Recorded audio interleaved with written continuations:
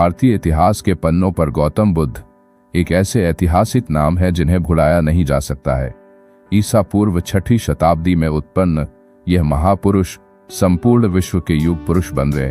प्राय उन्हें स्मरण करते समय लोगों को उनके उन पहलुओं से परिचित नहीं कराया जाता जो एक सामाजिक परिवर्तन की दिशा में क्रांतिकारक के रूप में परिलक्षित है।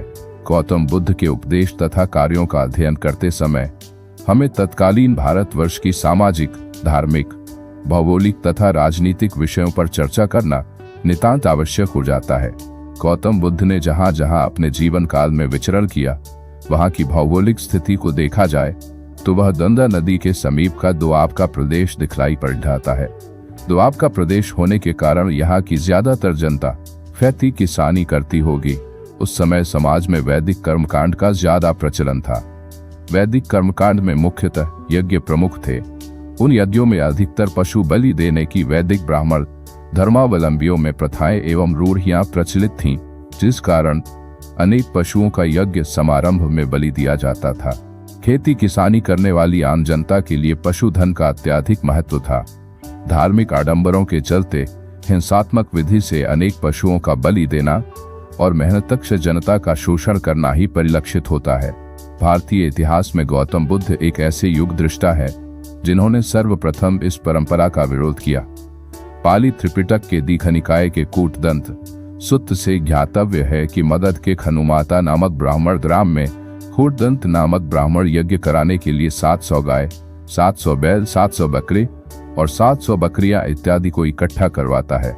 ऐतिहासिक प्रमाणों से ज्ञात होता है कि प्राचीन काल में ब्राह्मण धर्मावलंबी गाय, बैल आदि पशुओं की बलि देते थे।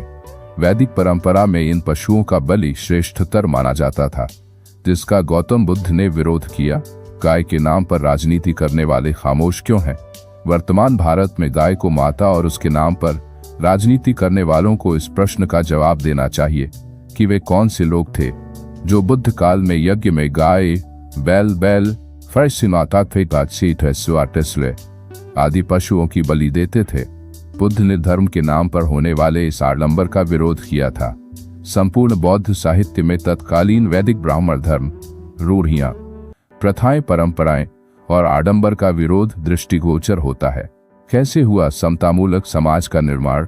प्राचीन भारत के इतिहास का अवलोकन सामाजिक दृष्टिकोण से किया जाए तो तत्कालीन समाज व्यवस्था कैसे थी, यह समझना होगा।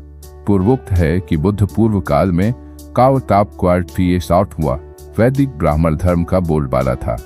ब्राह्मण धर्म की वैदिक समाज व्यवस्था मुख्य आधार थी।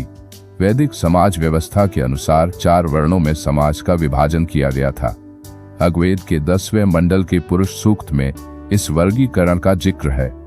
विद्वानों के मतानुसार ऋग्वैदिक काल में यह विभाजन कर्म आधारित था, मगर उत्तर वैदिक काल तक आते आते वह जन्म आधारित हो गया। निष्कर्षतः यह कहा जा सकता है कि यह सामाजिक विभाजन ऋग्वेद के 10वें मंडल के पुरुष सूक्त से ही हुआ है, जिससे शोषण की यह संस्कृति समाज में प्रचलित हो गई थी। इस प्रकार की शोषण परक संस्कृति प्रचलित तत्कालीन सामाजिक विभाजन एवं व्यवस्था के कारण शिक्षा और सत्ता की संप्रभुता कुछ लोगों तक ही सीमित थी। गौतम बुद्ध ने अपने संघ में इस व्यवस्था को तोड़ देकर समतामूलक समाज को बनाया है।